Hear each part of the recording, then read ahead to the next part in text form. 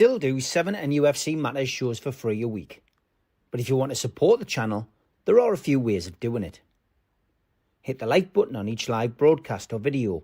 This helps the channel grow. Hit the subscribe button and select the all notifications options. Hit the thanks button to buy a super sticker. You can do this on the live chat too. You can also join our Patreon page or buy us a coffee at the link in all of our video descriptions below. We are also looking for sponsors. If you want our latest advertising rates and how you can get involved, then email John at nufcmatterspodcast1892@gmail.com. Thanks for watching.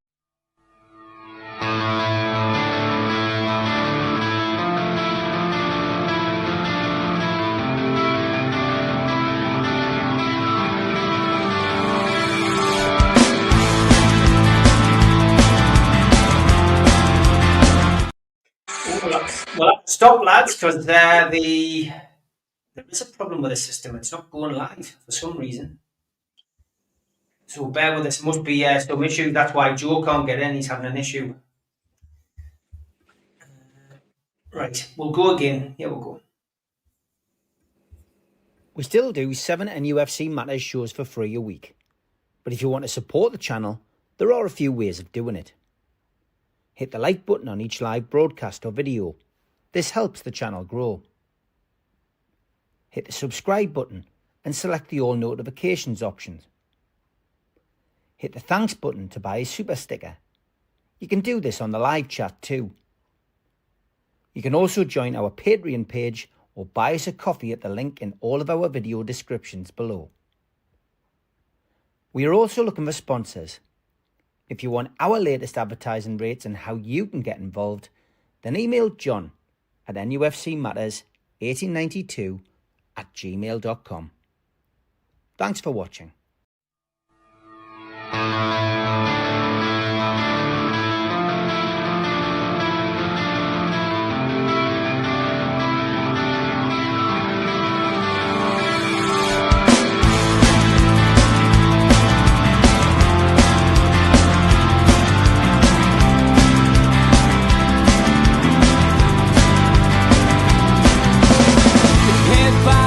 Critics attack. It feels like I've been talking to myself again.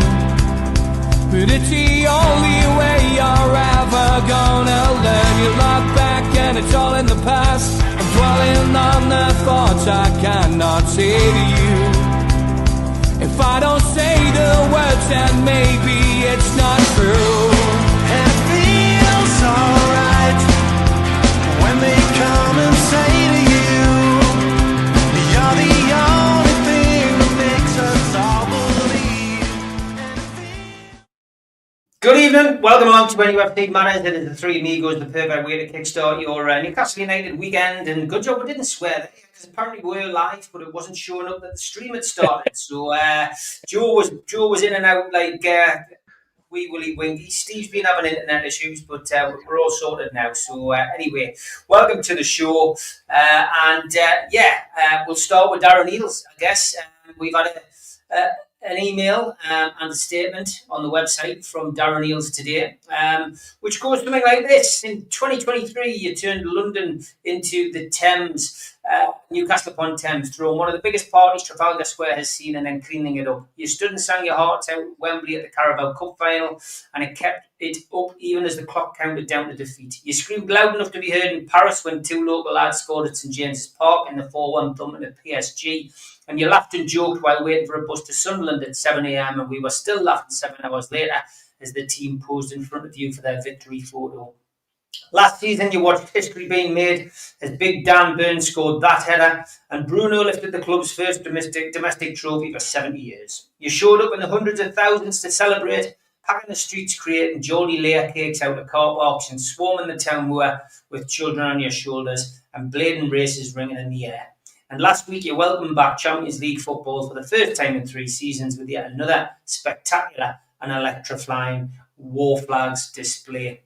Thank you to Eddie, the coaching staff and the players for providing some of the most intense and entertaining football I've seen. It's been a privilege to work with you and watch you week in, week out. Thank you to all the NUFC staff who've made all the grand public moments possible through their passion, discipline, collaboration, and thousands of hours of hard work in the background. You have been wonderful colleagues.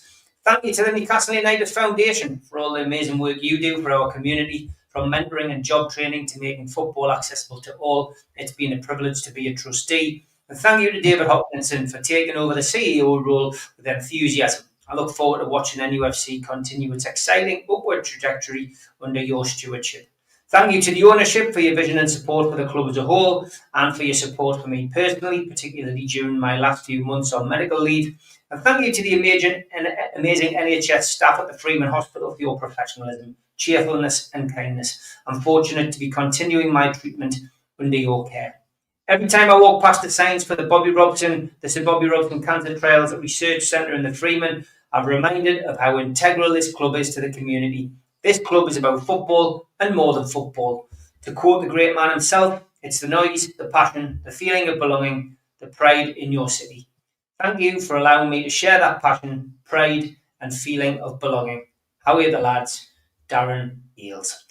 Lovely, well written, very poignant, with a bit of passion, with a bit of reference to lots of things which mean, the world to us as Newcastle fans, and ties in nicely.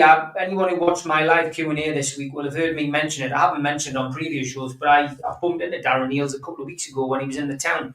And we had 5 minutes, and it was a nice chat. We've had lots of people inboxes, texted us, email us saying they'd seen Darren Eales and this and that and the other, and they'd spoken to him. And I've met Darren a few times now, not by appointment, just by chance, really. But he's always been one for a chat and always been very approachable. And I wished him well. I did make sure that I pointed out that us guys, particularly on this programme, have only ever been honest and given our own opinion, and that for the last few weeks, we've certainly been passing on our best wishes to him in his recovery and in his battle. He said, "Oh, I know you have."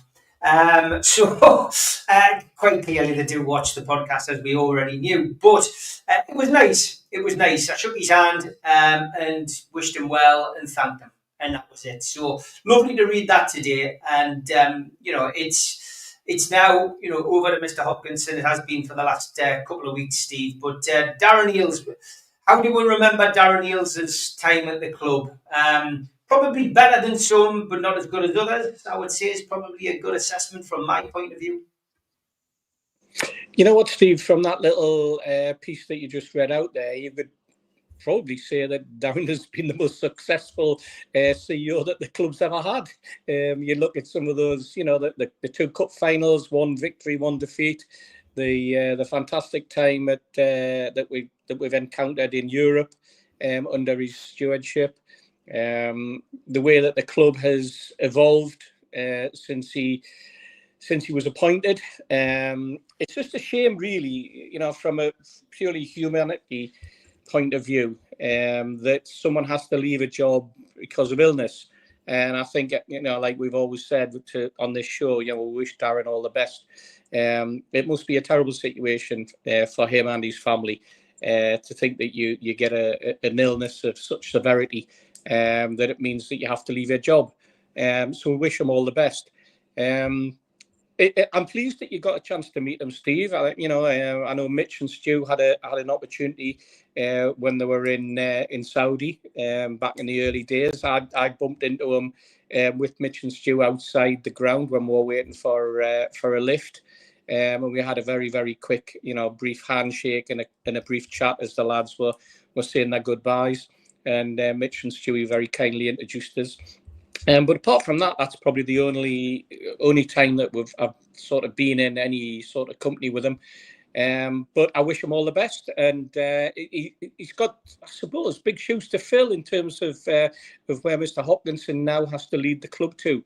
But that's the challenge. That's what happens when you're working in the upper echelons of any major company, and Newcastle United are a major company. So I wish them all the best, and onward the football club moves. People asking what your top is. Somebody thinks it's a Fulham top. No, it's just a standard Adidas 3 Stripes original shirt that I picked up in Dubai Mall yesterday. So right. I was just saying to lads before I went on air, there's some interesting ranges come out in the Adidas Originals format. Some of them look very, very similar to some of the stuff that we wore back in the 90s, with the 3 stripes and the sort of diagonals coming across. We were mainly maroon, but they've got some in green and white and black. But surprisingly, no Newcastle United kit in any Adidas store that I've been through and been past. I've been to a couple of malls, seen quite a few. There are at least half a dozen Adidas stores in the Dubai Mall, for example, which I mean, anyone who's been here knows how big that place is.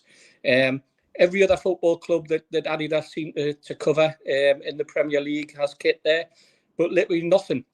So, I'm reading earlier on an article by Mark Douglas, and I'm picking up little snippets from various other reporters about the club going forward and what commercial acumen and such like. But very, very surprised to see not a single Newcastle shirt of any description in any of those stores.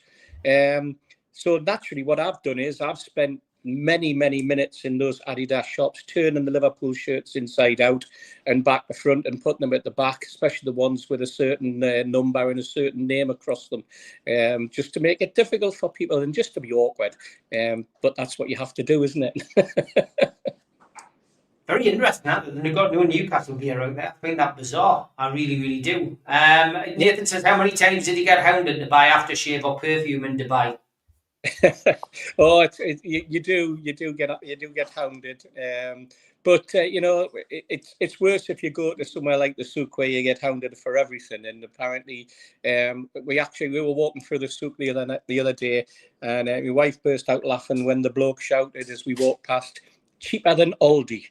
So they're catching on.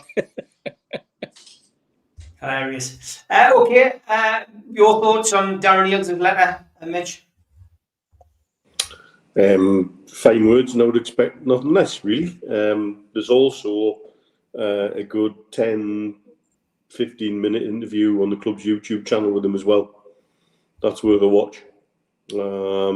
Pretty much says in person what's said in the letter, but comes across as very real, very sincere, very open. Wouldn't surprise me if at the end of his treatment and when he's ready to come back to work, if there's a role that he could fulfil at Newcastle United, to see him come back in some way, shape or form. He's done other roles at other clubs at different levels. He talks about how settled he is in the North East, how his twin boys are feel like they're Geordies and that they've got an ever-increasing level of Geordie in their accent, which I find, that's what the region does to you, doesn't it? So many people who come into the region get embedded in such ways. So, and like Steve says, Stu and I had the pleasure of his company early on out in Riyadh, and that was, right at the start, and he certainly came across well and well-humoured, and that he had an idea about what he was letting himself in for. And I think going forward, you're right. You could say one of the most successful CEOs we've ever had in some respects.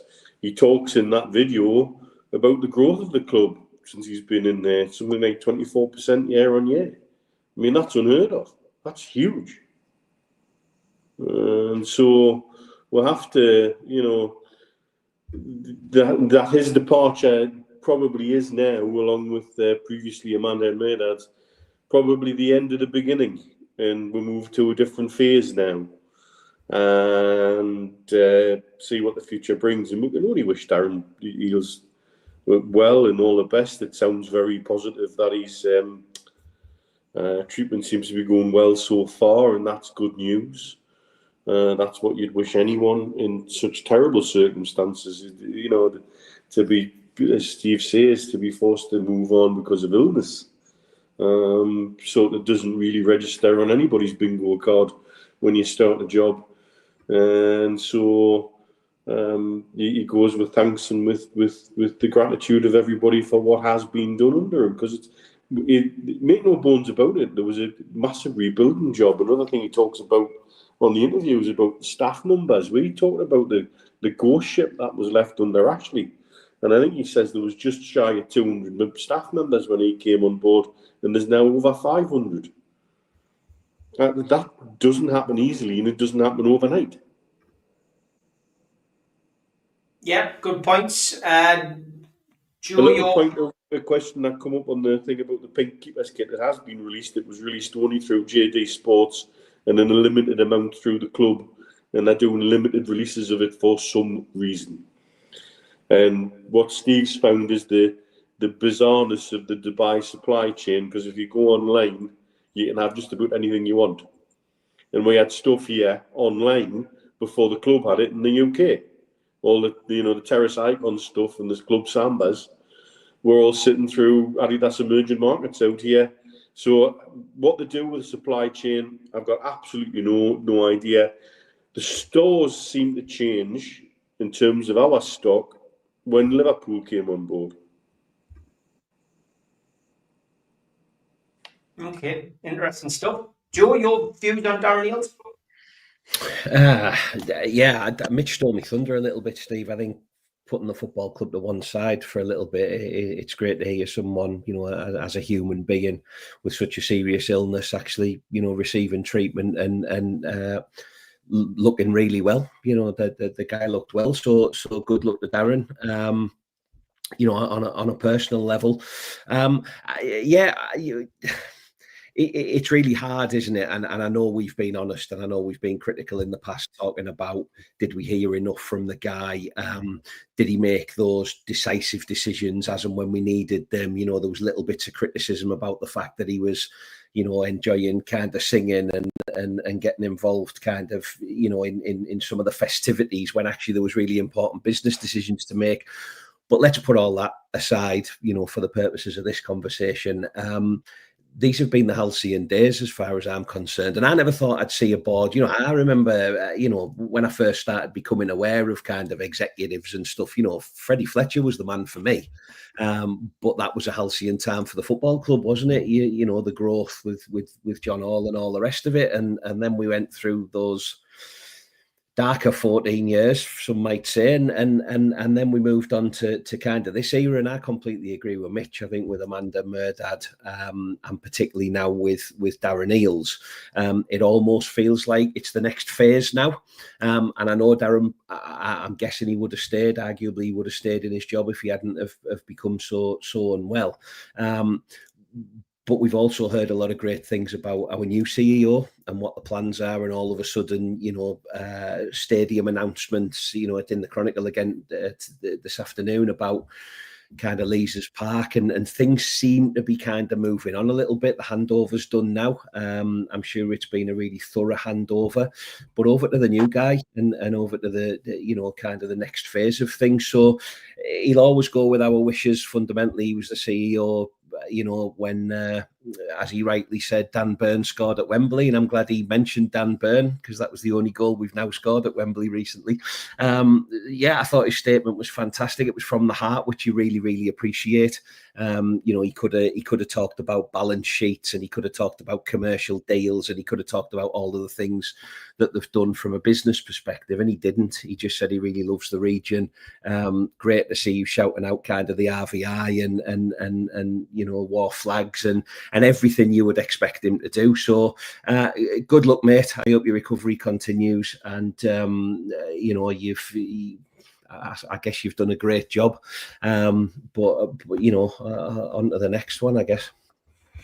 Okay, Bill, there's always interesting chats going on, and I know we all do watch. We don't often get time to get round to it. Bill says, I hate it when people criticise someone doing a job when they've got no idea what it involves and how the individual is performing against the objective set. It's an interesting thing that, and we can flip that around when we look at players and social media maybe a little bit later on, Bill. And I promise we won't be going down the tickets route. Not tonight, mate. Not tonight. Darren Eales, George, you've been quite critical of him on here, but you've also been very understanding of his medical situation, which developed and which has seen him leave. So, and I think that was the point that Steve was trying to make as well. That we've only ever really been honest on here, and I think we all felt at times he probably could have done things in a different way or better. I think we're all still suffering a Mike Ashley hangover, really, because that was the guy who used to wear a replica top in the visiting grounds of places like Highbury, and down a pint of lager in record time and completely embarrassed the club. So Darren never went down that route, and I just think at times we were a little bit frustrated about things that were happening. So what's your views on that email that was sent today?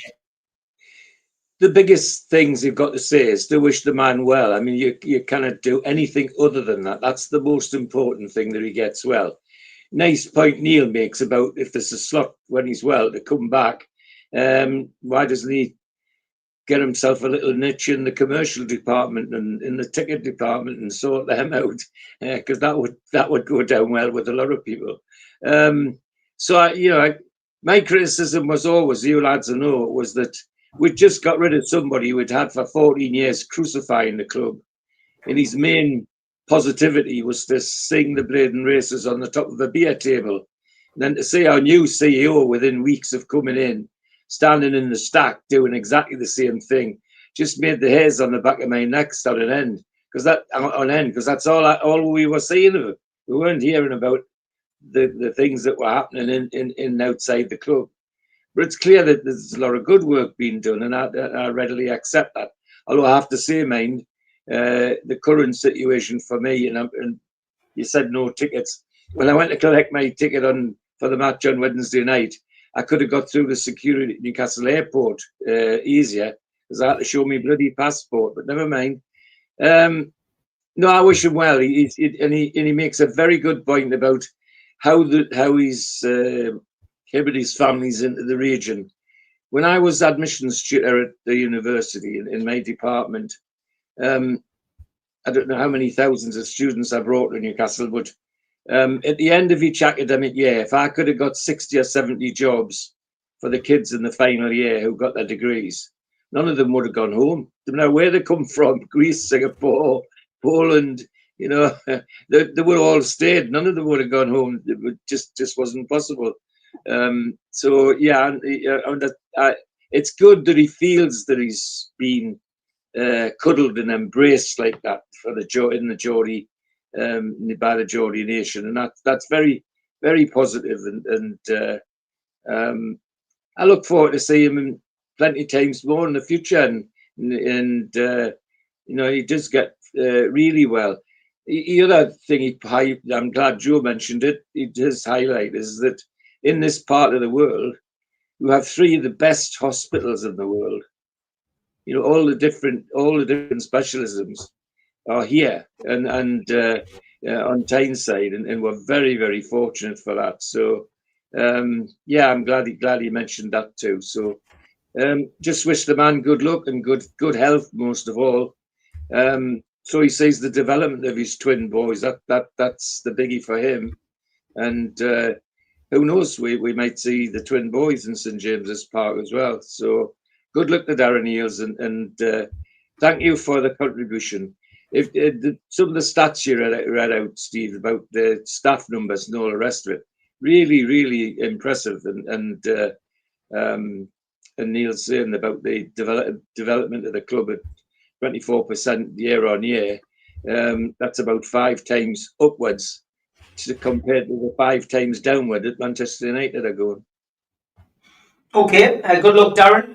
If you're still watching, probably got no need to watch us now, but good luck all the same. Bill Burnett put this up earlier. I'm not going to let this go, Bill, because it was directed at us, and as always, we'll have a right to reply. The abuse of some of our players get on social media is crazy, but I also blame someone in NUFC Matters for stoking such rubbish. Players don't play poorly on purpose. Bill, That's a strong opinion. Now, I've seen your subsequent replies to people in the chat. You're picking out certain people in the on the fans forum. I've noticed. Which, listen, fans forum is all about opinions, Bill. And the reason we set that program up is to show exactly a cross section of supporters from anywhere in the world can have a completely different view on the game that we've all just watched. And people who sit at home or sit in a bar due to circumstance rather than anything else can have a different opinion to somebody who's actually at the match. That's the beauty of the fans forum. And, the early fans forum, everyone used to, anyone had a chance to go on, and, we used to send the link out to people. And unfortunately, that can attract, people who just want to create trouble for your channel. It's not the best thing. So we ended up with a set amount of people on the program. I think we've got a great fans forum. I think we've got a great bunch of people who give a bit of entertainment at times, some who don't take it too seriously. But I've got to be perfectly honest. You've got to have a cross section. If you've got everyone being positive and everyone singing the praises of people, that's not what happens in real life, Bill.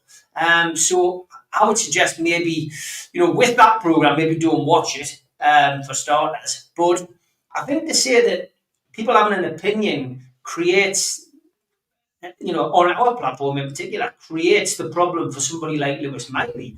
I think I'd take that personally, Bill. I really do take that personally. Because I think this channel in particular, out of all the podcast channels, is very, very careful in the way that we conduct ourselves and allow the people on the platform to conduct themselves. We don't have a witch hunt against people. But if somebody isn't playing well, we don't blow smoke up their arse and tell them that they're playing well. So it's a very fine line. But to suggest that anybody on this show, because of their opinion, creates an issue then for that particular player on social media, I think you're wrong, Bill. I think you're wrong. You think you're right. I think you're wrong. So you're entitled to your opinion, but I think you're wrong. And I don't want to make that I don't want to give the lads an opportunity to have a reply to that. I'm speaking on behalf of the channel because it's my channel, but I think you're wrong, Bill. And I did take that personally. So anyway, we will move on. We'll talk about social media, though, because Bill set the blue touch paper off, really, on that. Lewis Miley has had a bit of stick, Steve, this week. Mark Byers confirmed that Lewis Miley never had his replies on, so it wasn't a case of him getting a bit of stick and then switching his replies off on social media. I think he has to follow you for you to be able to reply to him on X. But I genuinely think that, we've been down this road before, and Eddie was asked the question in his press conference about it today. He was asked about, social media. He was asked about the Lewis Miley situation. And of course, he said, well, I've been on it in the past, but I came off it quite quickly because, I was getting a bit of stick because I wasn't playing well. And he said, I can't tell players to come off it. That's not my place to do that. He says, obviously, I would prefer if players weren't on social media.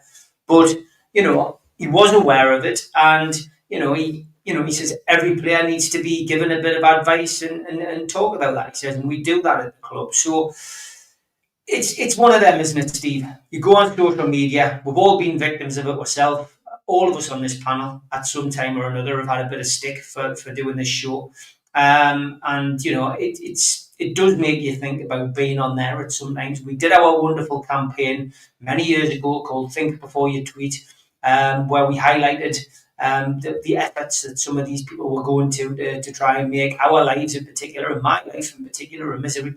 But we moved on from that. We don't really entertain these people. We don't give them the time of day. We don't respond to them. We ignore it. And that's the best thing to do. Surely that's the advice that any expert speaking to Newcastle United's first team should be saying the same. Just ignore it. Don't read the comments. Absolutely, Steve, 100%. The problem you have, however, is that in a lot of instances, when you get a professional footballer or any type of professional sportsman that has a huge following, it becomes a monetized thing. So, you look at Instagram and TikTok where it also spreads out. I don't think X so much now. I think it's been taken over by Instagram and TikTok. But what happens is that the players are encouraged to be on there by their agents. It's a monetizing opportunity for them. And I think that what they're doing is they're sometimes setting themselves up. The problem we've got, of course, is that in the past, you go back to the 70s and 80s and even the 90s, before social media was a thing, that the only criticism that a player would get would either be in the Evening Chronicle by a press man, or in the Journal by a press man, or the Sunday Sun. Sunday Sun in particular tended to be very, very critical of players at times. And then after that, it was the letters page, and those people who would write in and give their opinion. And some players probably never read it. Some players were either thick-skinned or couldn't read, or didn't want to read, or didn't pay much attention, because it was very, very small scale. It was you couldn't even call it a minority. It was a pinprick of in terms of the actual support that the club had. But we've always had that. I mean, there's been players in Newcastle for as long as I have known, that there's always been at least one player out of an 11 on a team that has taken criticism at some point or other. There's always been a player who's been the target of the boo boys. There was a certain section of players all the way through from my early days in the late 60s right the way through to now, that would get stick just from a certain section of the crowd. I mean, the East Stand was notorious for it back in the 70s and 80s. You look at players who have reacted. You look at Scott Parker, for example. He made a quite vehement reaction to some of the abuse he was getting. I remember the abuse that Stewie Barraclough used to get, when the crosses were flying into the Gallagher end or into the Leazes end, or sometimes going out not even for a goal kick, but going out for a throw in, and so on and so forth. Kevin Dillon, he took an awful lot of stick. I could rattle through plenty of players' names, and recently we've seen it, and for some reason it seems to mature into an attack on the local lads. We're getting it with Miley now. We've had it with staff, and I don't know why that is. I don't know whether it's because we feel as though those players should be far, far better than they are, or whether we feel as though some people feel as though that those players are carrying an element of Geordie pride, and so should be absolute world beaters. Because let's face it, every single Geordie who's kicked the ball, and I count myself in it, considers themselves to be the best footballer that ever lived, in one extreme or another, especially after 6 or 7 pints. And that's the sort of conversation piece that carries on. I don't think it'll affect Lewis Miley at all. I think that Lewis's performances will speak for themselves, and what he has to do is he has to nail down a place in a very, very difficult midfield, a very, very strong midfield, and he's up against seasoned internationals, but he's only 19-year-old. His time will come. A question from my perspective is, will Lewis Miley have the patience to stick it out at Newcastle United? Will he be getting, if he's suddenly no longer in the team because we've got a plethora of midfield players who come ahead of him, will pressure come from family? Will it come from agents that try and sell Lewis Miley something at another football club? That's the only concern I have for a Lewis Miley.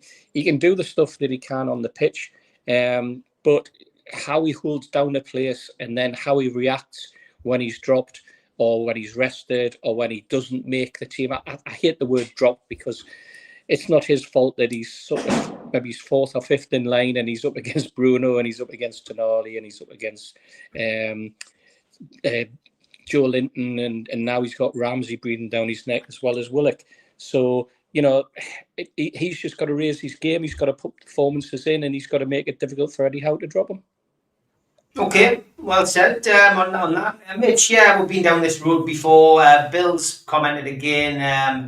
He doesn't want to get into an argument. He says, I love this channel, Steve. I can reply to your response, but I won't, as I don't want to make a huge issue of it. All I'm saying is that opinions should not include abuse. Okay, Bill, well, I get where you're coming from on that. However, I think anyone who watches the fans forum, and I'm going to come to George last because George is on the fans forum, but you've got to take Darren in particular, who you've criticised, with a pinch of salt. Some people have Andrew Murdy's in the chat there as well. Steve, you said nobody in NUFC Matters has a vendetta against players. Have you not heard Darren when he's talking about Jacob Murphy? It's bordering on ridiculous. I personally get.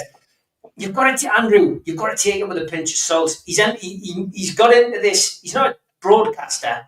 He's a driver. And he goes to the games. He went to Bournemouth. He drove to Bournemouth.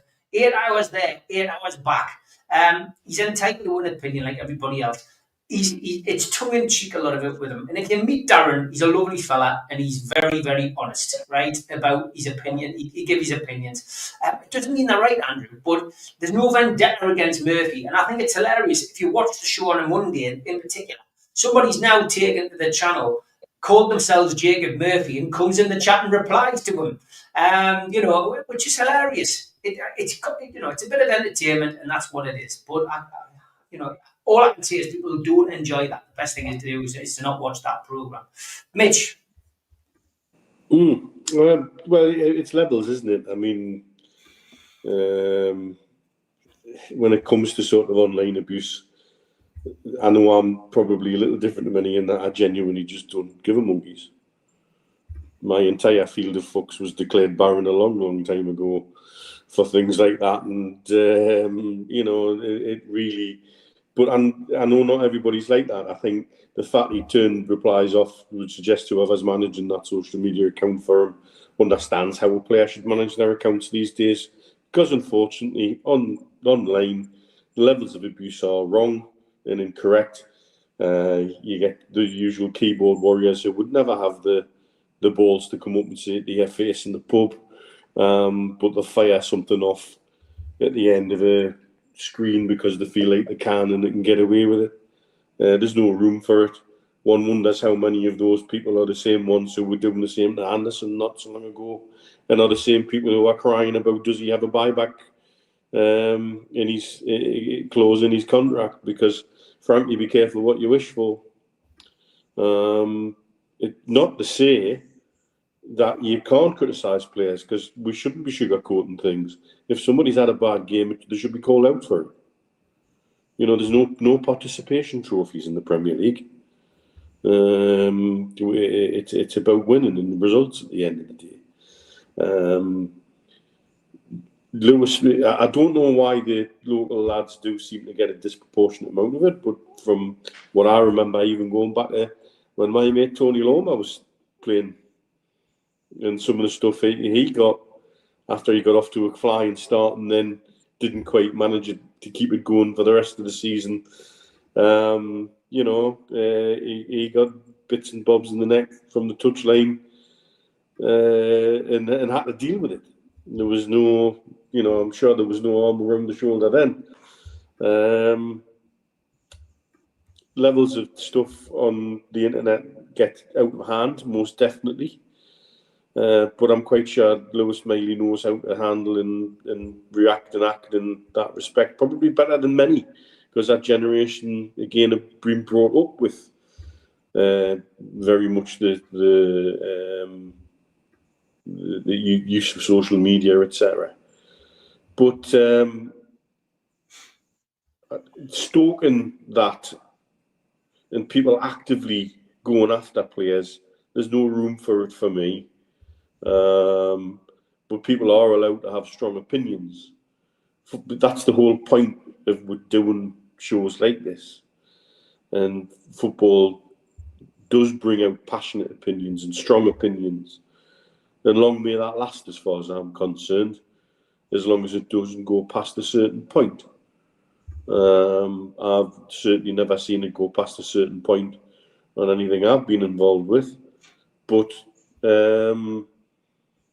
and also understand why maybe sometimes people are a little more sensitive to it.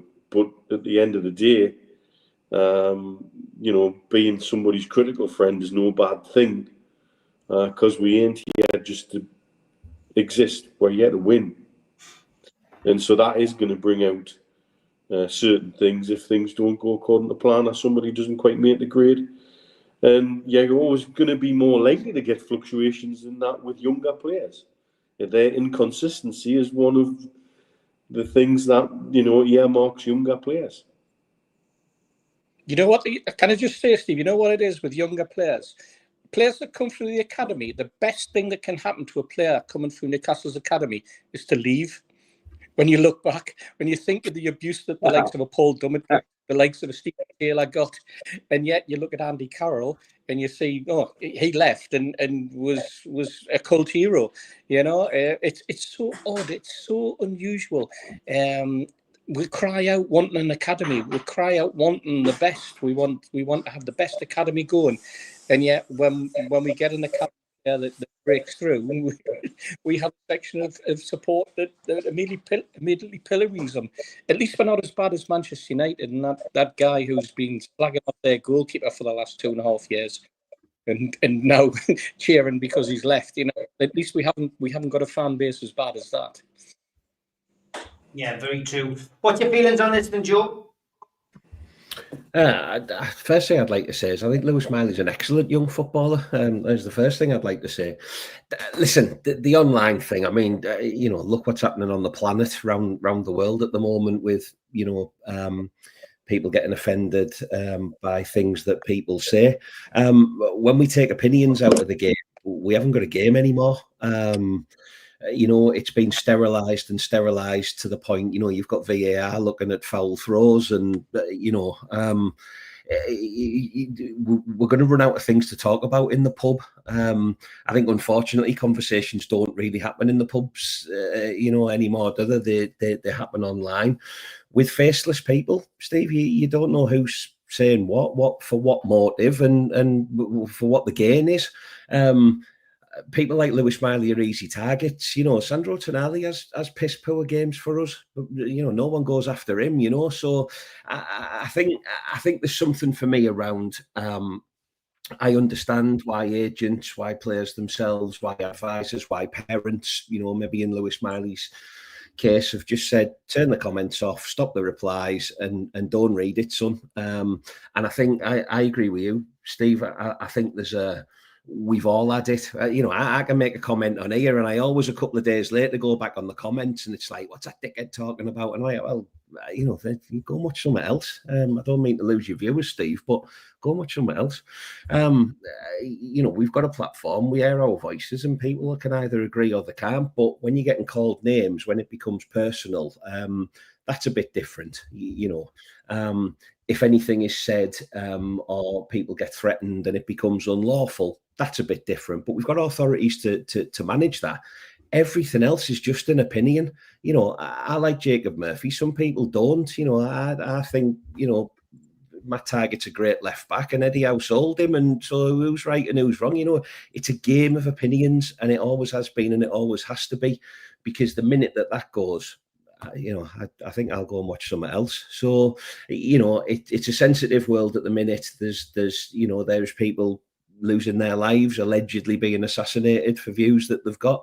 Whether you agree or you disagree with them, how far do we take this stuff? So let's keep it civil. We're supposed to be nice people, aren't we? Let's keep it civil. Let's keep it nice.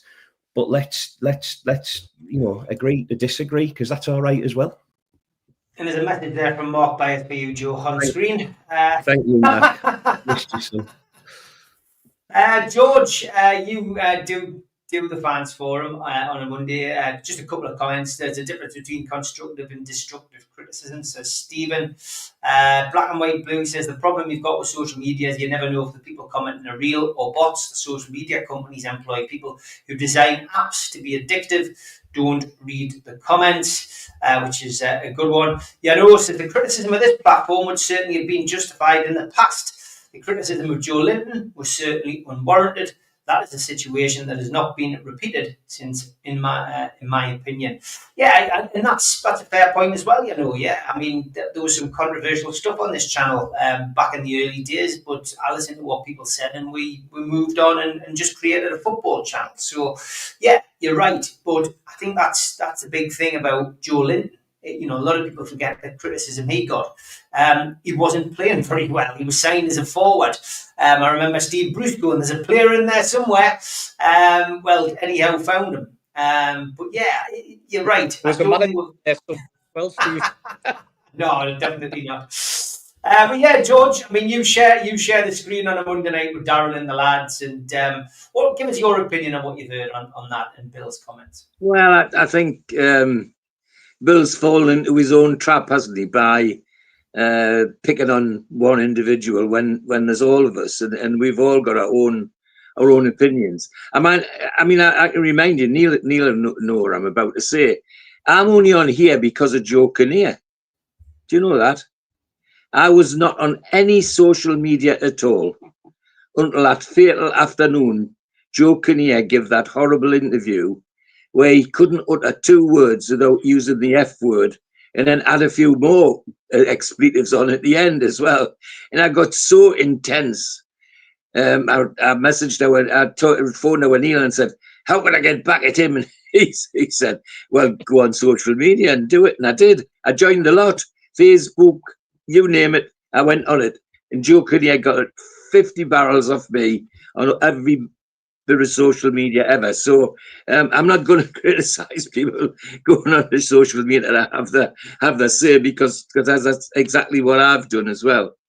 The other thing I'd say is that remember, it is a fans forum, and fans are short for fanatics. And we're all bloody fanatics in our own way, no less than I am. I mean, you know how I am. I bleed black and white, for goodness sake. And Darren's the same. You know, Steve says he went to Bournemouth. He goes everywhere. You know, and sometimes it's not just him. He takes a carload of others with him, and gets a great deal out of his football. For a little while, well, still occasionally now, where I used to meet fans outside, sitting at the food bank, or it were places where we used to go, and people used to say, "Bah, you and that Darren, eat at each other's throats." You know, most of the time, nothing could be further from the truth. He come into the Irish Centre an hour before kick-off, and he's buying me Cokes. He won't let us buy a Coke even. So, you know, it's all about that feeling. The common denominator is we're all fans. We're just fans. And Joe's absolutely right. The day comes when we can't have an earnest discussion about our football team. Even I would get sick of going, because it's very important. I mean, I've never been to the heights of first team football at Newcastle. I had 6 great years as a schoolboy, and I've felt the tongue lashings of the various managers, and seen lads nearly in tears after the managers torn strips off them, and had to put up with that. So Lewis Miley, I was a bit upset with some of the things that people were saying on social media about Lewis Miley, because he didn't deserve it. He wasn't that bad, to be perfectly honest. But on Wednesday night, Lewis Miley answered them all himself, didn't he? He was one of the best players on the field on Wednesday night, and they can't answer any better than that, than just say, "Well, there you are. That's what I can do."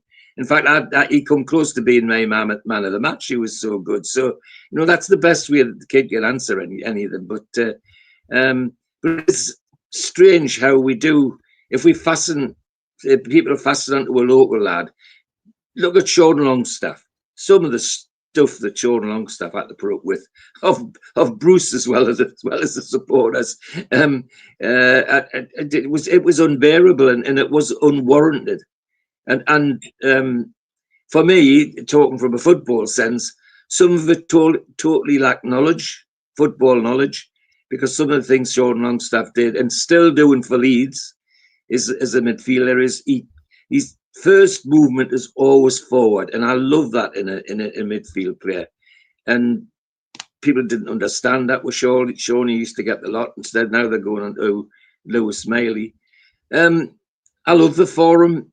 Let's face it, we're all over the world. You know, Iceland, Minnesota in America, Saudi Arabia. You know, it's such a mix of people who just love Newcastle United and want to talk about Newcastle United. And I feel blessed that Steve's provided the platform for all to do that. And I know Steve plays with the camera a little bit, and sometimes puts the camera on Darren or on my face when Darren's talking, because I can't hide my feelings. My Marjorie always used to say to me, "Don't play poker, you bugger, you'll lose because your face gets you away." But that's all part of the fun as far as I'm concerned. As I say, we're all fans, and fans are short for fanatics. And if you're not a fanatic about your team, what the hell are you doing there? Why are you bothering? If you want to be miserable, go somewhere else, to another place in the northeast where you can be miserable all the time, and nobody will bother you. But not at St James's Park, please. No, Joe's right. If the day comes, we can't have an honest debate, even if it's a vigorous one, about a football team and what players and all the rest of it. Although jokes come close tonight. I would not criticise anything about Tonali on this programme, Joe. I'm amazed that Mozza and Denise haven't been chewing you off already today, because, oh my goodness, you're in heavy water there. No, yeah. Seriously, it's a great. I rejoice that the programme's there, and I've got to say to the people out there, the number of times that we get stopped and people just want to say hello and say how much they enjoy the platform. I was out at a Peter Beardsley talk last night, and there was 4 or 5 people there that were off the show, and one of them said to us, "Are you on tomorrow night?" And I said, "Yes, the 3 Amigos is on tomorrow night." "Well, don't say Fanny." Now there's a recommendation. There's a recommendation. So yeah, it's good, but it's making talk about it. I just think Bill's fallen into his own trap. Yeah, well, Bill's, Bill's always welcome. He's a regular contributor in the chat. It's, he made a point, and he's, we've discussed it, and that's what we always do on here. We don't have a pop. We're all entitled to our opinions, so that's great. So from chewing people off and mass debate, we'll go now to Tweet of the Week. Yeah, here we go.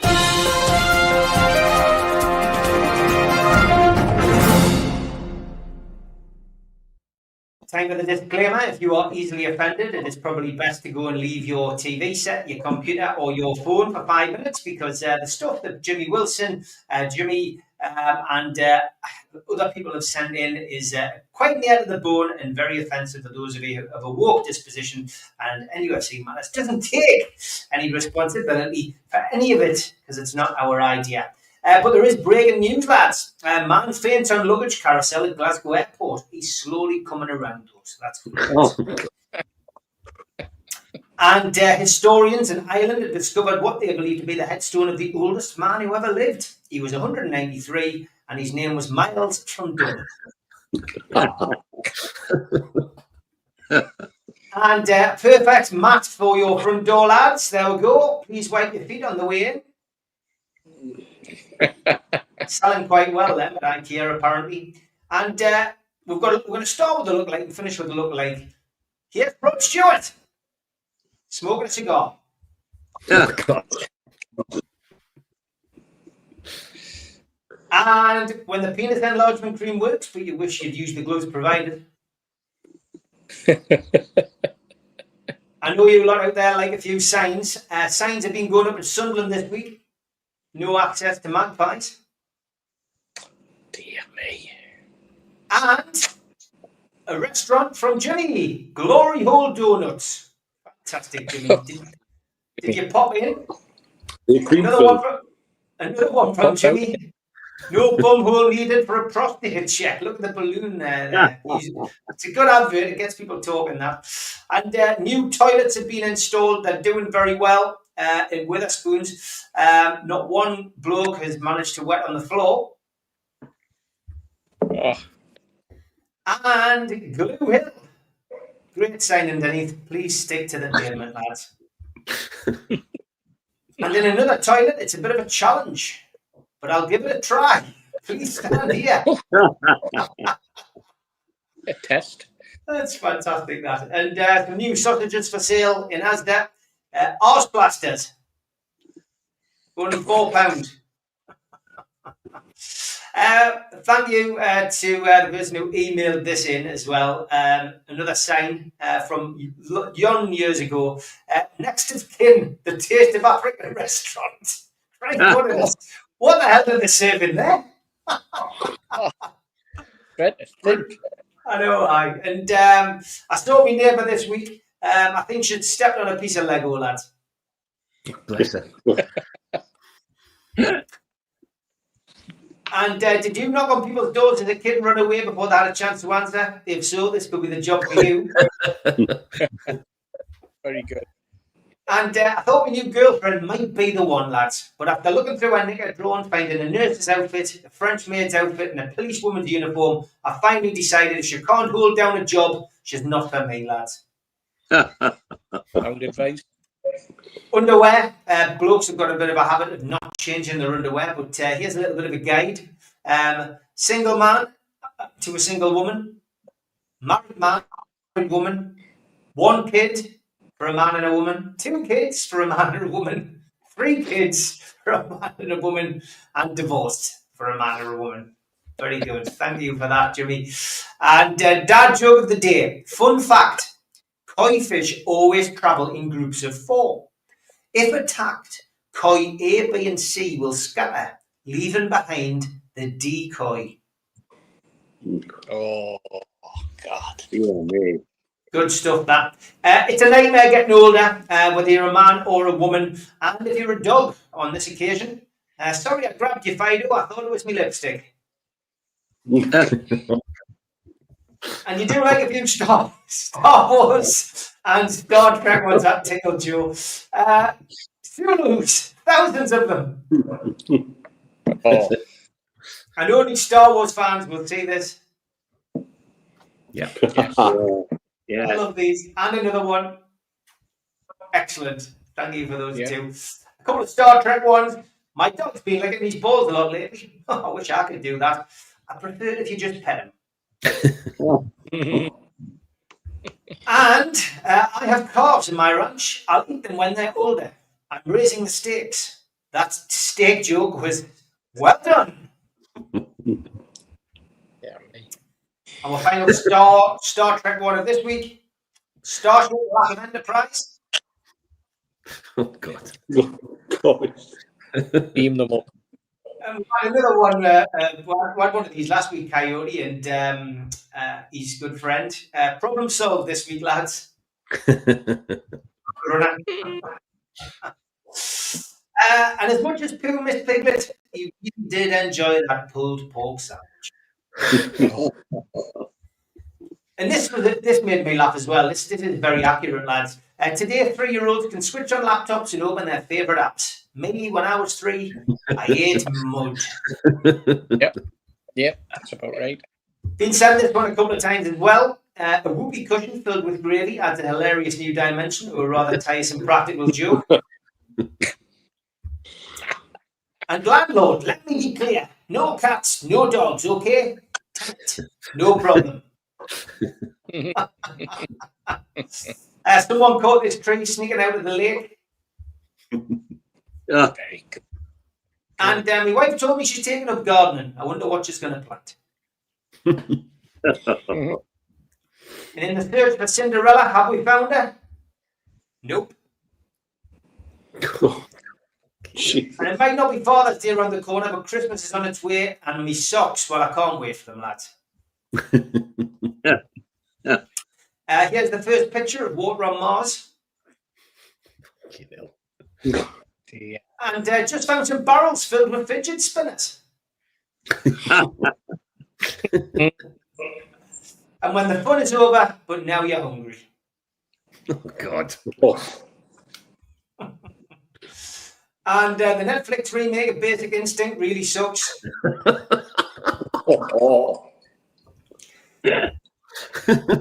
And when the grandkids are downstairs playing Fortnite and Grandpa's upstairs playing Tomb Raider.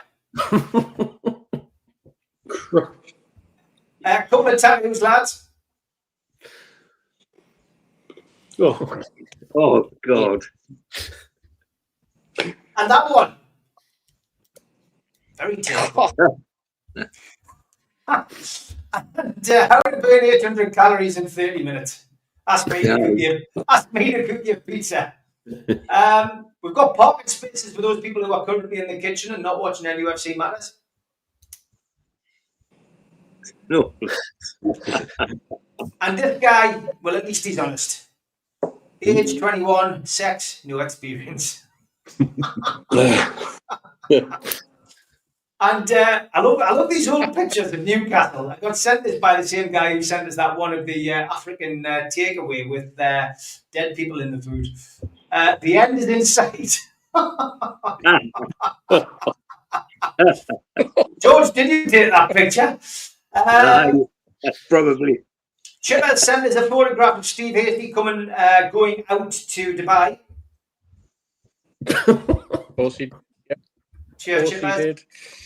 And ever wondered what happened to He-Man? Well, after the Peter skeleton, he moved to a trailer park in Kentucky, lads. And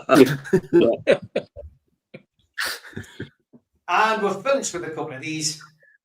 Did you know that Ed and David Miliband have a famous great-granddad who was a musician named Glenn Miliband? Oh, God. What a song for ages. Knock, knock. Who's there? Agat who? Push pineapple, shake the tree. Agat do. You join in, George. If you've got any of these, send them over to me at the email address nufcmatters8092@gmail.com. Keep them clean. We don't like anything distasteful in that section of the show, honestly.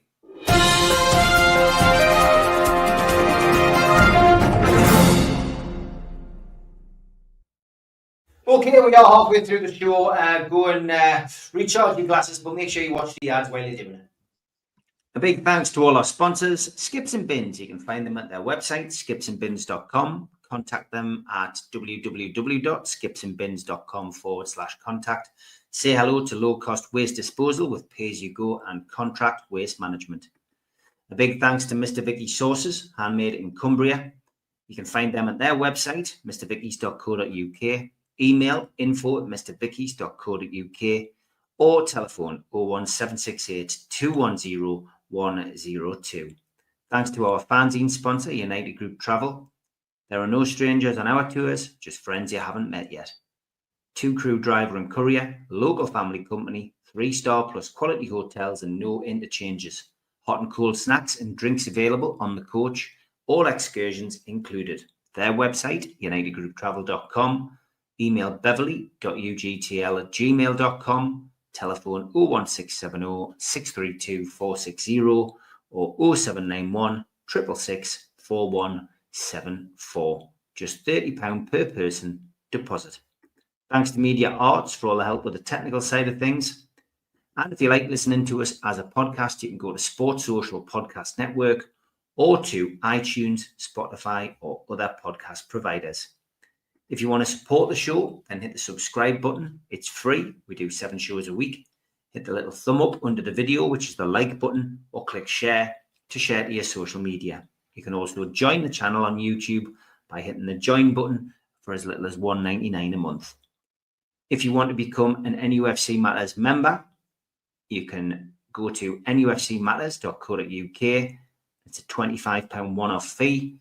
You get your pen, you get your badge, a key ring, you get your beer mat and your fridge magnet and your membership card, nufcmatters.co.uk for that. And we have an event early next year, 13th of February 2026, an evening with Beardsley, Waddle and Gascoigne takes place at the Tyne Theatre and Opera House. To buy your tickets for that event, go to the box office 0191 243 1171 or Tyne Theatre and Opera House.uk. Okay, just while we are on with events, our Christmas do has been announced. It is the 21st of November 2025, 7 till 10. Tickets are £12 for an evening with Warren Barton. Going to be a cracking night. Joe Allen's going to come along and do a little bit with him. Sid from Talk of the Tune is going to be spinning the discs. He's going to be playing some music for us. And Adam Henderson's going to come along and do half an hour acoustic set as well, all for the very paltry price of 12 quid. And we are donating everything to Age UK North Tyneside Dementia that night. So please get along to that, support it. We've done about 22 tickets already, so it should be a cracking night. Me, Steve and George will be there as well. Maybe Joe might pop up. It's a Friday night, it's a home game the next day, so get yourself along if you can. Peter Beardsley is on sale as well. That is in January, so a bit more time for that one. Maybe get somebody to get you that for a Christmas present. And you would have seen us put a QR code in the top corner. There it is. StreamYard are really going all ends with new technology. The reason I put that there is the fanzine is now sold out. Singe, who used to take photographs for me at a lot of my events over the years, came to me and said, I'd love to do something for Age UK North Tyneside. What can I do? And he says, he's had this idea about doing a book for quite a while now, called The Promoter and the Photographer. Looking back at the 25 years of me putting events on, around Newcastle and Gateshead and various places. We've done so many over the years. We've done lots of footballers, of course, lots of boxers, and a few other people from different walks of life. So we have teamed up to do a limited edition book of 200 copies in time for Christmas. I've been writing that, and Singe has been writing it. The difference with this one is it's going to have an unseen black and white photograph in as well from the events of these people, quite unique. So the book is called The Promoter and the Photographer. And there's a few of the faces who are featured in the book. Mike Tyson, Paul Gascoigne, Buster Bloodvessel, the late, great Ricky Hatton, and the late, great Pavel Cernacek. It's been fun doing this. To be honest, I could have done with a bit more space for some of the stories that I've got about those individuals. But the book is £10. We've obviously got to cover the print of it. 200 copies, limited edition. It'll be on sale in time for the Warren Barton night as well. But ideally for us, if anybody can buy that in advance, it's going to help us with the printing costs. Anything we make over the top of that will be going to Age UK North Tyneside. So it's a nice little filler for people for Christmas. But it's going to be a nice little book for you to read. And Singe's stories and my stories. We've done a book before called The Race for the Premiership, which was a bizarre book. I wrote about Newcastle's season 2009-2010. So I did a game-by-game review. He did a game-by-game review of the team that he managed at the time, Grange Villa, and it was called Race for the Premiership. He was racing for the Gateshead District Premiership, and our team was racing to get into the Premiership. Newcastle got promoted that year. Chris Hughton was the manager, and Grange Villa got promoted as well. So it was a happy ending. You couldn't have scripted that because it could have gone either way, really. But fantastic. So I've worked on them before, and Singe has got a wonderful way of writing, but he's even better at taking photographs. And those photographs are just an example of what you'll find in the book. But it's going to be limited edition. It's all for Age UK, North Tyneside Dementia. So please scan the barcode or go onto the website, nufcmatterspodcast.co.uk, and order one today. Thanks for that. Okay, lots of good comments coming in. I've just seen somebody's donated some memberships. Ian McKenna, thank you very much for that. Steve Middlemiss, we're not going into this, but he does say, I'm done with the club membership. It's a total rip-off. One ballot last season, and this no more money off me, that's for sure, until it changes. Mazda's blocked from the box office, from the ticket website, sorry. She rang the box office, and apparently they don't sell tickets. My God. See, we could do a whole show on this, but I'm not going to tonight.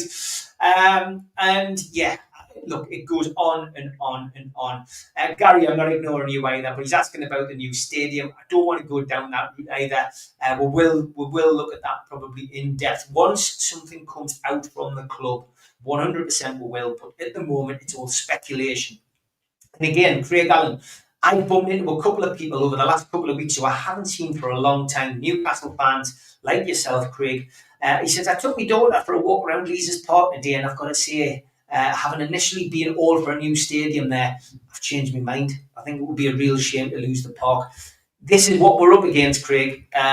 People like yourself have got entitled to that opinion. Two lads I bumped into this week, neither of them knew each other, both said exactly the same as you. And my mum used to take us there. My grandma used to take us there. It's something I wouldn't like to lose because I take my kids there now.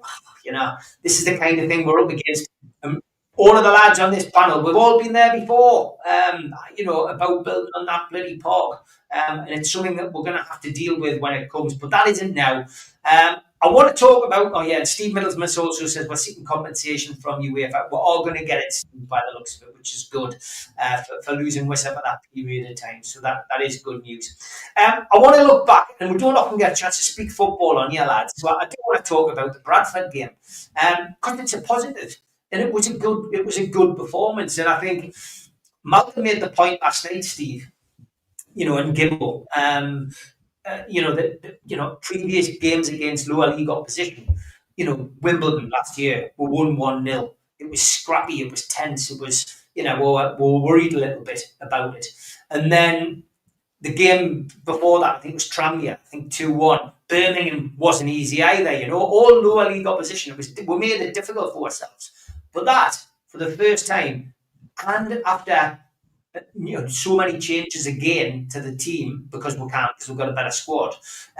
It was comfortable, Steve. There was never any fear. It was almost like going to the Cellar Cup, sitting back, relaxed, watching a game, stroking the ball around, and just knowing that we were going to win. It was very, very good, Steve. And I'm not bigging us up and saying, "Wow, look at us, we're beating a League One club 4-1." Far from it. What I'm saying is we've struggled against teams like that in the past, but we didn't on Wednesday. Yeah, and a very good team that were a form of opposition as well. A team that sort of has great support and is doing very well for themselves. You're right, Steve. We've seen it again. I remember the game against Luton. Must have been 5-6 seasons ago. Struggled until like the final minutes. In the third round of the FA Cup, that type of thing. It's then you can go back. I mean, we'll not talk about a certain game in 1972 that Malcolm probably didn't mention either. But you look back at Stevenage under Kenny Dalglish, and games like that where no matter who you put up against them, they always seem to raise their game. But a very, very professional. I think that's the key word: a professional performance by Newcastle United. He's got confidence in his squad. He's starting to make changes when he thinks he needs to. He's taking players out of the firing line when he feels as though that they're injured or carrying a knock when previously he might have been forced to play them, or players that he feels as though just a little dip in form or need a rest. And I think Bruno was a perfect example against Bournemouth. Dropped to the bench, rested, and I think Bruno came back on Wednesday night and proved not only his worth but proved his professionalism. And certainly the words that he came out with after, he understood exactly why he was on the bench and why 65 games continuous run in the first team had come to an end. He did mention that he wanted to get to 100, but that takes some doing that. But I mean, all in all, you've got to look at this, the strength and depth, and you've also got to look to the fact that those players that came into the team raised their game, played to the standard that the manager wanted. Previously, we may have fallen into a trap and just gone through the motions, or tried maybe players not getting out the third gear. But I think that all in all, what we saw on Wednesday night was a team, a squad that, having already and being the holders of that competition, want to carry on and want to retain the competition. And it's not just the 11 that were selected; it's the whole squad wanting another Wembley appearance. That's what it looked like to me. That's what it sounded like to me. And I'm sure that's what was going through those players' minds, Steve. Yeah, great performance, professional performance. Lots of positive coming out of it, Mitch, to be honest. And I think a lot of people as well say that Lewis Miley probably answered his critics in the best possible way. Absolutely. I mean, it could have been 7 or 8 on the night, really. Yeah. A bit more clinical finishing. I don't think anybody would have been, upset with another couple of goals at least, And Bradford came and did what they've been doing all season, and we didn't just roll over. We put them to the sword, and it's not very often you see that in games that could be described as what did Sir Bobby call them? Banana blips. You know, the kind of things that you could see would slip up on, and we didn't. We made very sure that wasn't the case, and it was put to bed quite easily. Interesting feedback from some of the Bradford supporters, particularly some of the older Bradford supporters who'd seen Bradford in the Premier League, and comments along the lines of the best football they've seen any team play against them, full stop. Which I think is quite a significant thing for some of them to come out with, because they've got no reason to blow smoke up our arse.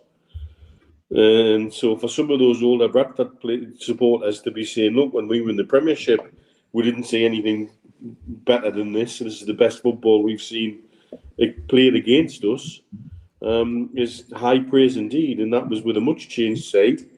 And with really... You know, there was more gears there if we really, really needed them. And I think a lot to take away. And I find it very interesting that Eddie had them training after the game as well. Had them out on other floodlights for a quick training session post-match, getting them ready for the weekend. And I think that, you know, it says a lot about the dedication of everybody going forward. But there was just nothing to complain about out of that game at all.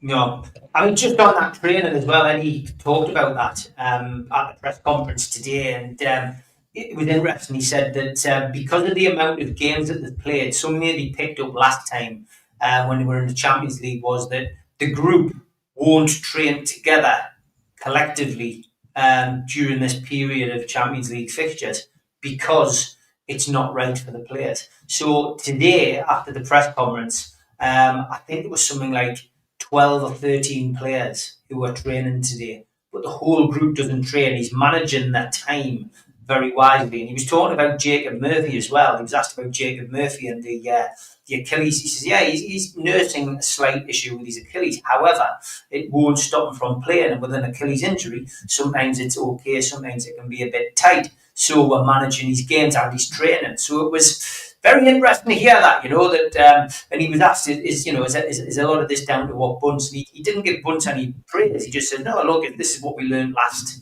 So this is what we learned last time around, you know, and it's the way forward. So I expect to see more of that training after games, certainly when Newcastle are playing at home. Joe, your thoughts? I thought Lewis Miley was shite. It was. You'll have Bill Bennett. I'm joking. You'll have Mary Whitehouse onto us. I'm joking. It was only great. Joking, Bill. Only joking. I agree. It was a nice. It was a nice contrast to a week before, wasn't it? You know, your last midweek game you're playing Barcelona, and this week you're playing Bradford. But enjoyed the game just as much. It was a great selection. It was nice to see Aaron Ramsdale. It was nice to see Asula start. It was good to see Botman and Chow play together again. You know, Lewis Miley in the middle had an excellent game, and Anthony Gordon. You know, they seem to be purring. They seem to be up for it. Those top pros, if I can call them that. You know, the first 11 players didn't seem to be overly fazed by the fact that they'd been asked to play the game. They did their job. They did it really, really well. Effective substitutions. I thought Walter Mada. I wasn't at the Wolves game. And obviously the cameo against Barcelona, but to watch him again and just watch the skill with the ball at his feet and his touch, the way he was bringing other players into play, I thought he was phenomenal. Really, really enjoyed it. And I've got to say a massive shout out to Bradford City as well. The supporters were fantastic. Absolutely stacked the top of the leasers out, didn't they? And that goal for Cook, what a finish. I mean, for a Newcastle fan, he's been out injured. And if ever you got the opportunity to play at St. James's Park and you wanted a ball to drop to you, that was the one, because it just fell beautifully, and what a goal. And that was a fantastic moment as well. You know, it was great. So, yeah, I really enjoyed it. It was a good run out. I must admit, Steve, I think you're right. It did have a little bit of a feel of a pre-season friendly to it in certain spells of the game. But maybe that's what we needed. It was a competitive game for more lads to get more miles in the legs and rest some of the other players. So all in all, really, really good. It was great watching the draw. We've got an easy one. We've got an easy draw, haven't we? We'll beat Tottenham 7-0 like we normally do and march on to Wembley again. So, yeah, no negatives, no injuries that I'm aware of. Good night. Bring on Spurs. George, your views on the Cup match? Yeah. Well, it was great. One thing is I was pleased to say about is how seriously Eddie took the game because of the squad he put out. I mean, he made it quite plain from that squad that he wasn't taking any chances, and that was great. Great from a point of view that we're seeing some super stuff from players who've been out for a little while. I thought Lewis Hall's performance, considering on his way back from injury, was outstanding as well. Miley, as I said earlier on, would have been my man of the match. And the two centre-backs, well, imagine having those two centre-backs both one in that mid-20s, one in the early 20s, and stroll around St James's Park like they did on Wednesday night. I thought it was absolutely fantastic. Haven't seen football like that for a while. And as the comment the Bradford fans saying good football, I thought there was some superb football. And only the thickness of a hair's breadth, really, that Asula and Joe Linton didn't have hat tricks, never mind 2 goals. So, but all in all, it was good. And a big compliment to the Bradford fans because they never stopped. Did themselves, did their team, and they did their city proud. And I'd like to add to that congratulations to our players because at the end, the Bradford guys were wanting to swap shirts. And our lads weren't just content to swap shirts. They actually put the Bradford pink shirts on. You know, they didn't just put them on and put them over their shoulder. They actually took the trouble to put them on. I thought that was a really nice touch, that the feeling that come out of that match for those guys. So, and what a great trip it must have been for the Bradford fans. There was lots of them around the Irish Centre before we went up to the match on Wednesday, and it was all just good banter, all just good fun. It was great and old-fashioned. And remember, they are one of the traditional football clubs, and they're on a high because I think I said a couple of weeks ago about them trying to get the club back on its feet and starting this choir. And they started with about 20 or 30, and it got up to about 1,000. Now it's nearly the whole support, because they have a great sing song before the home matches, and all on the back of the opera singer. You know what they call her, the girl from Bradford. I don't know. Yeah, you always drop one of these in, George, when no one's prepared. An opera singer from Bradford. Yes, it was one of the top opera singers. How are you, man? Is that not where Adidas 2 and Bob 2 was filmed? No. Anyway, I'll think about it. That wasn't opera singing, George. But it was good to see them, and they were on a high. So you know, it was possible we could get knocked down, but we didn't. We just took it in our stride. But a thoroughly enjoyable football night for me, as far as I was concerned. You know, in every respect. The more of it, please. Bring on Spurs. Opera singer in Bradford. Leslie Garrett. Leslie Garrett. That's it. There we go. I googled it. Oh. There we go. Oh, Gary's got it. Gary, you're straight in there. Well done, Gary. You don't get a prat. Well done. Yeah. Can I just thank William King as well? You're the first person to buy the book, so I'm going to mark it number 1, so it'll become a collector's item for you, mate. Thank you very much for ordering the promoter and the photographer. It's always nice to see the first one come in, so thank you for that, mate. It means a lot. I'll let Singe know he'll be over the moon. Before we look ahead to the match of the weekend, Mozza, but what are your views on the investment today announced by the PIF and Rubens? Well, funny enough, I didn't know this press release was coming out today. And the fact that they've also, they've put over £100 million into the accounts, which is wonderful. But they've also put £5 million into Gatesheads. development. Now, I was going to focus a little bit on this because I got sent this footage last week by somebody. I'll just show you this, 2 seconds.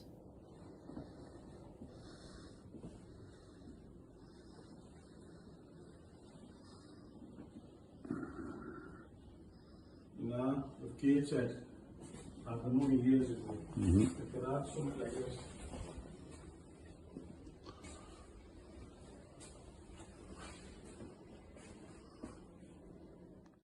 So there we go. That is Gateshead's dressing rooms. Now, having played at Gateshead Stadium myself over the years in charity games and being down there and, you know, seeing what it's like, that's a hell of an improvement. That's down to Newcastle. Newcastle ladies are playing there, and they have invested a bit of cash, Steve. So as well as as well as investing in the men's team, they're investing in the women's team. 5 million into the women's team's accounts as well.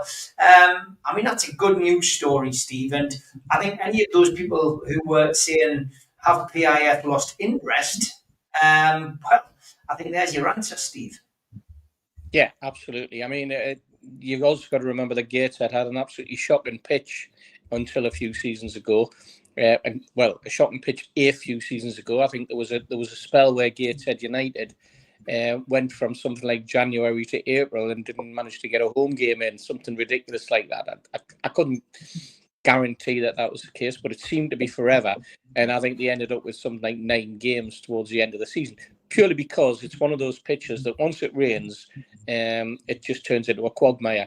And because the ground is owned by the council, I think the club was kind of hamstrung, if you like, by who was responsible for the condition of the pitch, who was responsible for the maintenance and such like, because at the end of the day, it's owned by Gateshead Council.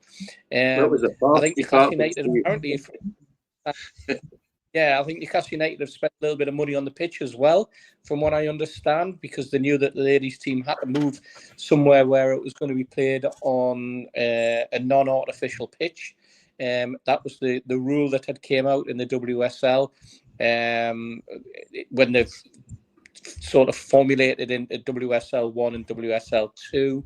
The girls got promoted into WSL 2, and then the rule change came, which meant that the stadium at Kingston Park, the pitch was no longer suitable. So that's had a bearing, and I think there's had to be some work done on the pitch to make sure that it can actually sustain Gateshead United and Newcastle ladies. So that's a good sign of putting money into the sort of grassroots as well as supporting the women's team.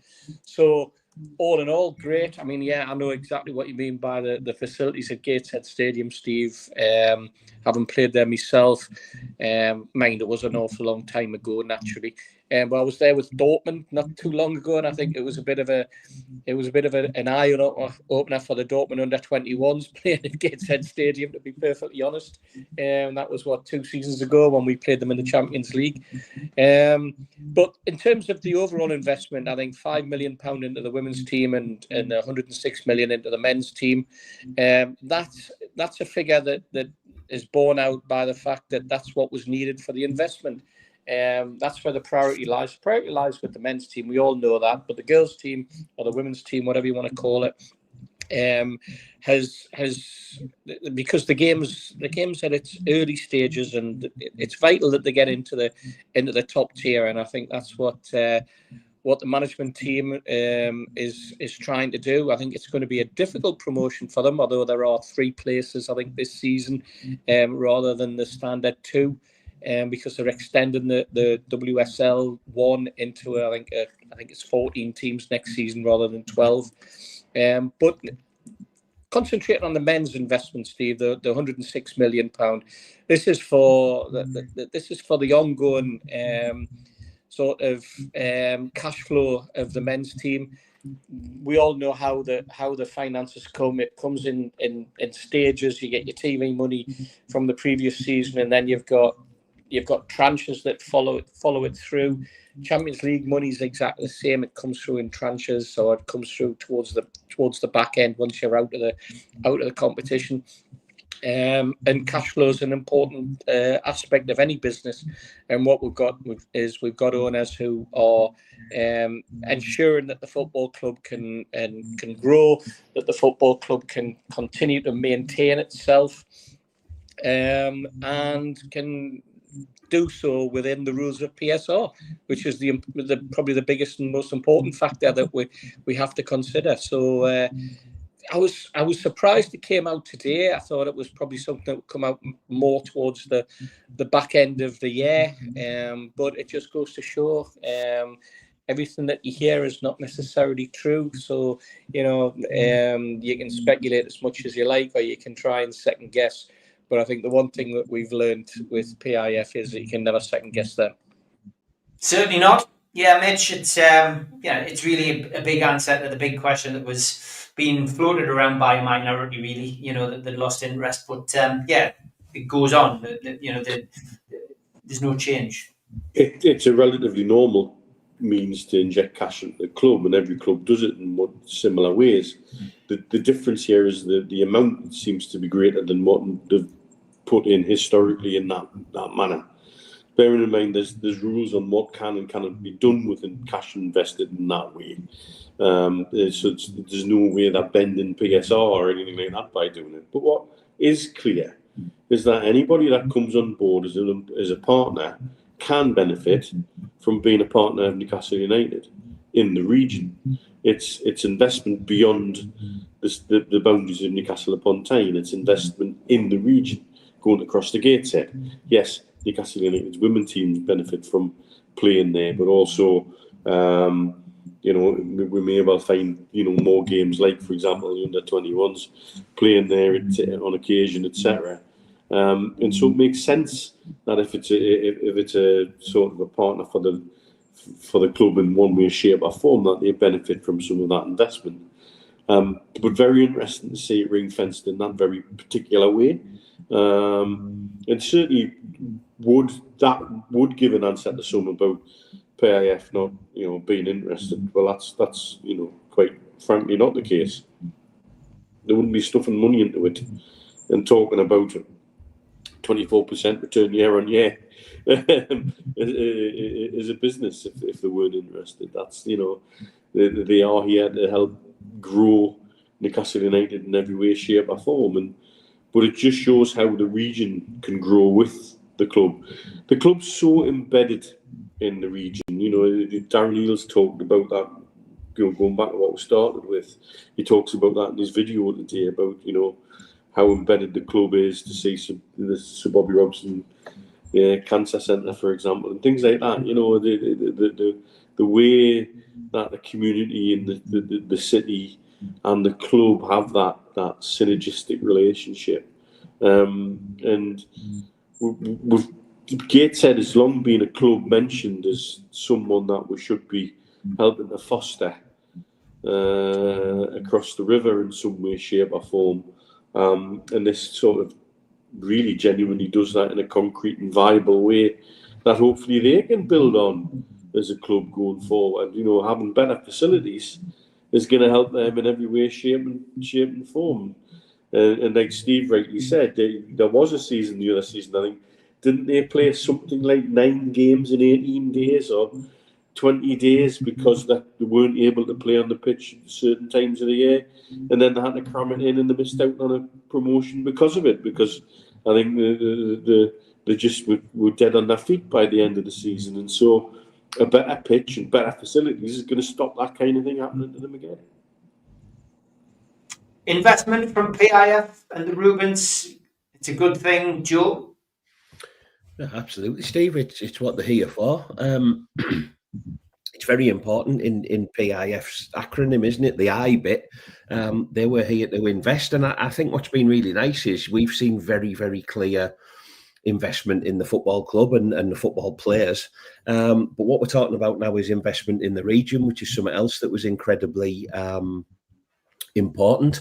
It's good for jobs, it's good for morale, it's good for the people, not only of Newcastle, but certainly over the river in Gateshead and hopefully stretching down to parts of the world where I live. So, they mean business, of course they do. They're putting their money where their mouth is. They're spending what they are allowed to spend given the climate and the rules that they operate in.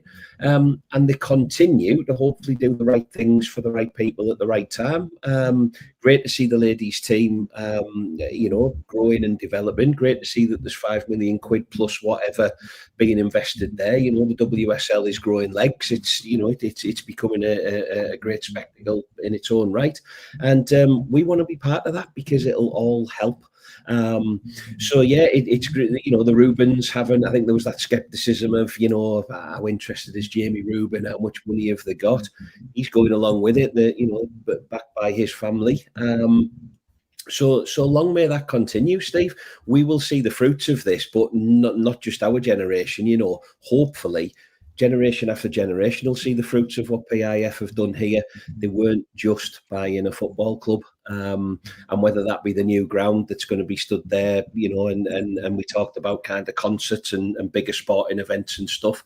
Everybody will benefit from this, including them, by the way, because they're not doing it for nothing, and if I was earning 24% profit every week, I'd be a happy boy as well. So everybody wins, and while it's going well and while they've got money, let them spend it. Yeah, Benny says PIF just ensuring that the club has sufficient working capital, gratefully received, but also so they should if there's a need. Club is now worth probably 4 times what they paid for it, so it's not a charity. What's your thoughts on this investment, George? Oh, just amazing. And it takes me to my other gripe about football at the moment. Here we are, our owners investing into a club that's not in debt, where the big red trumpets down in Manchester just went into £2 million in debt last week. Wow, wonderful! So it's absolutely fantastic, and it's good to see that the Rubens still in there pushing the Newcastle end. If people don't know what the Rubens do, just have a walk down Granger Street and Grace Street and all around Granger Town and see what they've done with their money, what they've done for the city. It's absolutely fantastic, and others personally putting money into the city. I mean, just before Amanda Stavely left, for 2 years. She paid for free school meals for every school in the Newcastle city, and that's people don't forget that kind of thing. And Jamie as well, doubling the amount that the lads collect at the food bank on a Saturday. That all grist to the mill, all adds to the whole city, not just the football club. So it's smashing. It's good to see that. As Joe said, they're doing what they're intended to do, and they're actually showing it. They're actually putting their money where their mouth is, and it's a long way to continue. Couldn't be happier. Just out of that, one of the things that you've got to remember is that it's very difficult for a football club like Newcastle United to invest in a club like Gateshead or Blythe Spartans or North Shields or Newcastle Benfield or Heaton Stan. Because you're not allowed to. You're physically not allowed to because you don't own the football club. And you're not allowed to invest in it. This is a clever way around. This is something that Newcastle United have got a contractual obligation to uphold with Gateshead City Council because they are using the facilities. Newcastle can't just hand money over to any of those football clubs or any football club in the Northeast because it suddenly gets caught up in all sorts of ridiculous rules that there are within the Premier League and within the FA. But what they're doing at Gateshead is clever. It's needed. And it's for a purpose. It's because we're using the facilities for the ladies' team. So that's great. What we can't have is a situation where, or we're not allowed to have a situation where we can invest in those non-elite clubs. As much as I think the vast majority of Newcastle fans would love to, because most of them are struggling. You look at Blythe and you think, dear me, they desperately need a massive cash influx to get them through. And this would be a great way if the football authorities weren't so blinkered. It would be a great way of making the Northeast that hotbed that we talk about so much in the past. It would be a fantastic way if we were supporting the non-league teams. Newcastle United were involved and could do an awful lot more, because I think it would benefit Newcastle United as well as benefiting those local clubs. It would benefit the region, and we would suddenly become that hotbed again. But unfortunately, we can't do it just because of the rules and regulations. Just something that's always griped me, and I just wanted to point that out. No, good point. Well made, Steve. Thanks for that. Okay, as always, this show flies around. We are now going to have a look at the Newcastle match this weekend. It is on Sunday at 4:30 kick-off, live on Sky Sports. We're going in search of a third successive victory and clean sheet over Arsenal, something we haven't achieved since the days of Keegan in '96. The two sides, of course, have already met this season in a kickabout in Singapore. Arsenal winning by the odd goal in 3. Team news, well, Jacob Ramsey and Johan Wissa are both still out, and Fabian Schär is ruled out with concussion protocol. And Jacob Murphy, well, he might or he might not. We don't know really. He's having his Achilles managed. Madueke, Jesus, Havertz and Hincapié will be missing due to injury. Martin Odegaard is now doubtful. He was ruled out originally, so maybe he's wanting to keep an eye on that. The best a man can get is back at St James's Park. It's the referee, Jared Gillette, and VAR is Darren England. Don't forget, Steve Hasty, George and the crew will be up at the ground at some point on the day, collecting for the food bank. Get yourself up there with your cash and stick it in the bucket. Tune Stato.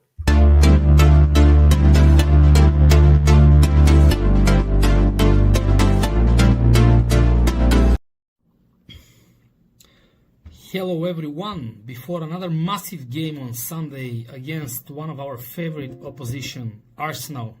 We have 3 consecutive wins at St James's Park against Arsenal. Actually, they didn't score a single goal against Newcastle. The last time when Newcastle registered 4 consecutive home wins against Arsenal was back in 1969. Now, actually, Mikel Arteta has lost more games at St James's Park than against any other opposition, with the exception of Manchester City. He lost 5 against Pep Guardiola's City, and he lost 4 against Eddie Howe's Newcastle. When it comes to home record, actually, Newcastle lost against Liverpool and won against Wolverhampton. At the same time, they have 4 games with a clean sheet this season, the most out of any team in the Premier League. However, starting with the defeat against Arsenal last season, Newcastle has won only 1 game in their last 7 in the Premier League. When it comes to players, Harvey Barnes has played 12 times against Arsenal and never scored, the most against any opposition. While on the Arsenal side, Bukayo Saka is looking for his 100 goal involvement for Arsenal. He has 55 goals and 44 assists. He can become the second youngest player to reach this stat. Only Cesc Fabregas is ahead of him.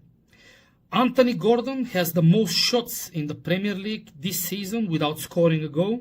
He broke his duck against Barcelona. Maybe it's time to do so also in the league. Maybe it's time to kickstart our season. What a better time to do it than Sunday. Let's see what happens. How it lads.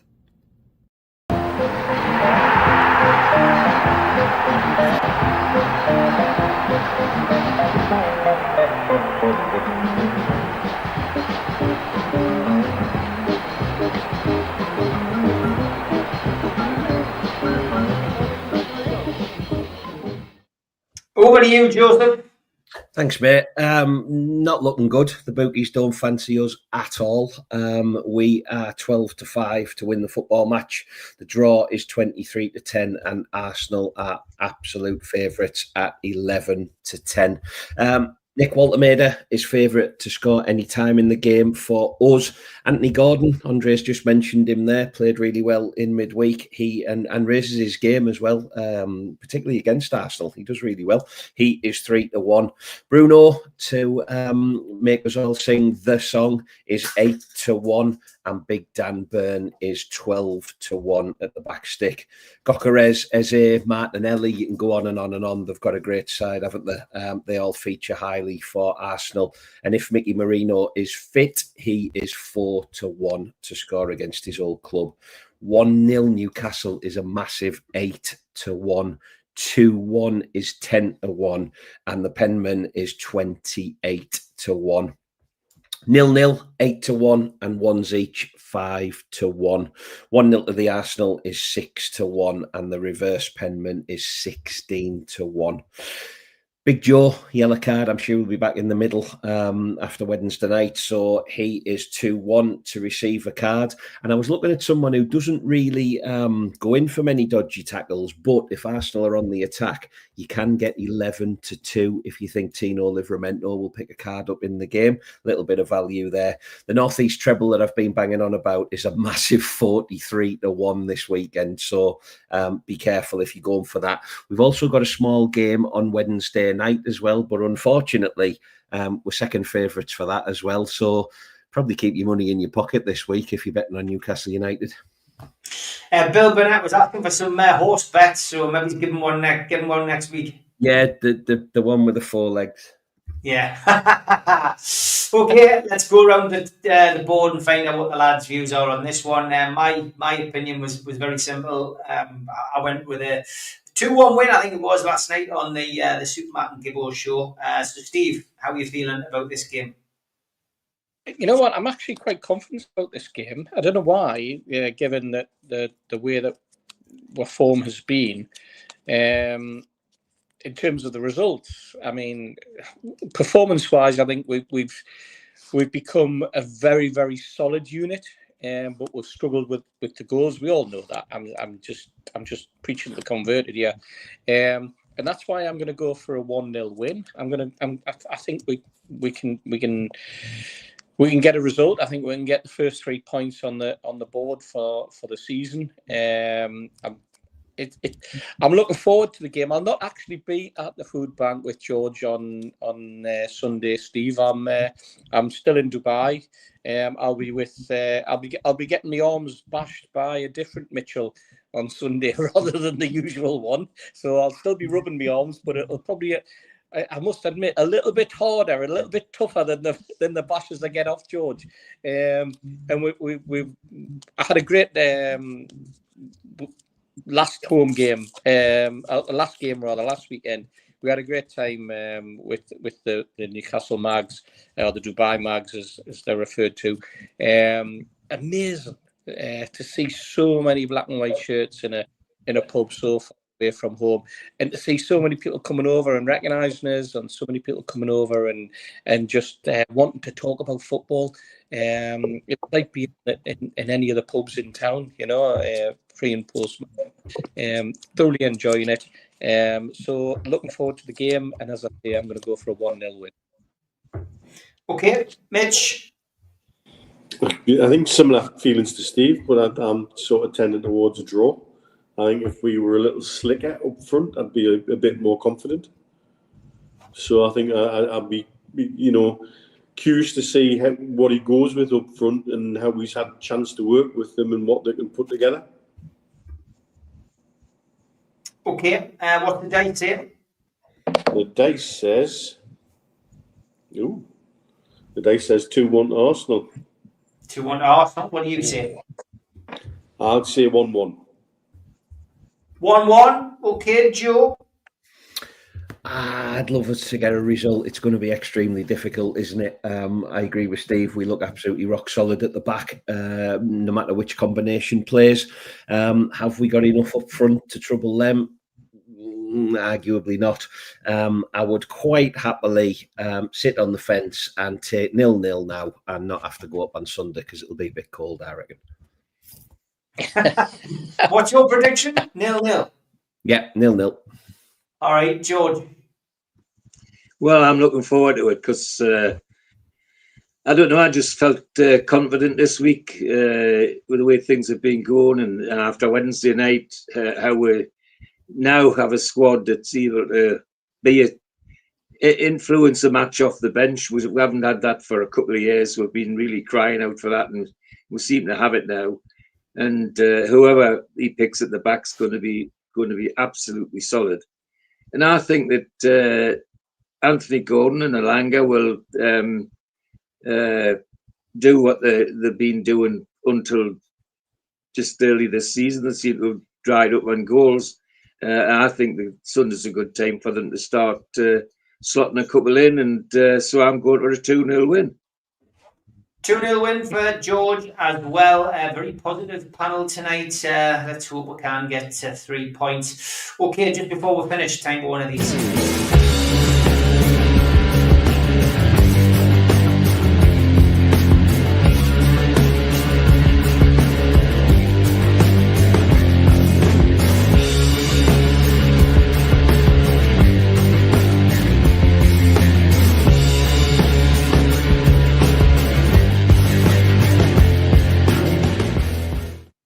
Dear Matt, we're asked to send in photographs of you meeting somebody from Newcastle past or present. Thanks to Peter McGowan, who joined the Facebook page, the Facebook group, and he sent a photograph of him a few years ago with Shea Given in California. Peter, welcome to the Facebook group, and a big thank you for sending that in and sharing that.